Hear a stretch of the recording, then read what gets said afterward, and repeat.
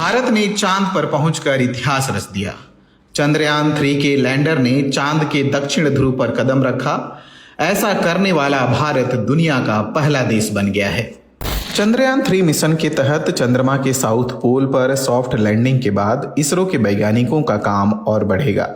वैसे तो चांद की सतह पर उतरने वाले लैंडर और रोवर चंद्रमा पर एक ही दिन काम करेंगे, लेकिन एक लूनर डे यानी चांद पर एक दिन धरती के 14 दिन के बराबर होता है। ऐसे में लैंडिंग के बाद धरती पर अगले 14 दिन वैज्ञानिकों के लिए खास होंगे। इस दौरान वैज्ञानिक चंद्रमा से भेजे गए डेटा का अध्ययन करेंगे।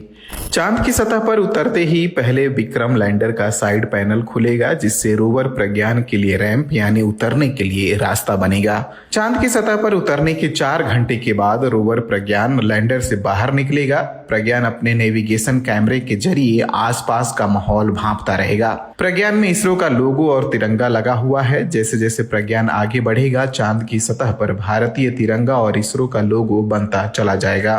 प्रज्ञान बाहर निकलते ही 1 सेंटीमीटर प्रति सेकंड की रफ्तार से चांद की सतह पर चलेगा। ये 6 पहियों वाला एक रोबोटिक व्हीकल है जो 500 मीटर तक के इलाके में चलकर पानी और वहां के वातावरण के बारे में जानकारी जुटाएगा।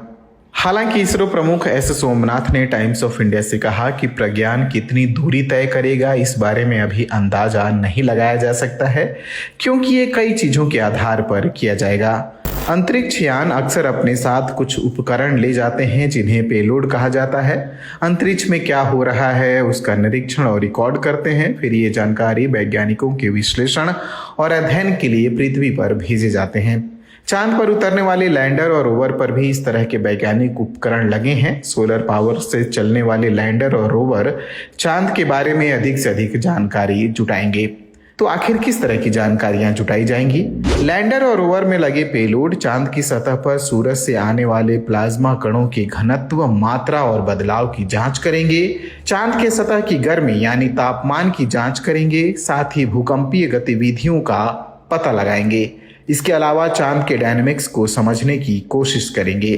प्रज्ञान को ऐसे बनाया गया है कि वो चांद की सतह की जानकारी जुटा सके। प्रज्ञान इन जानकारियों को जुटाकर लैंडर तक पहुंचाएगा।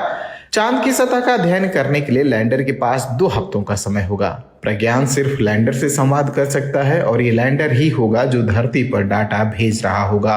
हालांकि इसरो का कहना है कि चंद्रयान-2 ऑर्बिटर का भी इस्तेमाल कम्युनिकेशन के लिए किया जा सकता है, क्योंकि चंद्रयान-2 के ऑर्बिटर ने लैंडर से सफलतापूर्वक संवाद किया था।